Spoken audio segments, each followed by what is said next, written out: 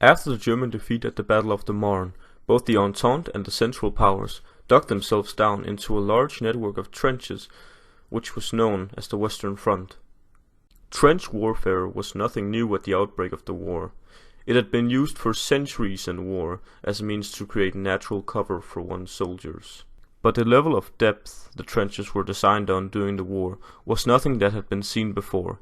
It had reached a point where both sides were dug in so well it was almost impossible to advance on the other's position without sustaining major casualties for a small amount of land in return.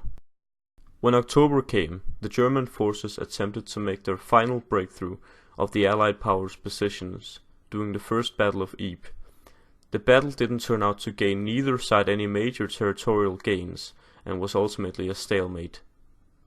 After the battle, German Chief of Staff Erich von Falkenhayn judged that Germany could no longer win the war in pure military means and suggested diplomatic talks.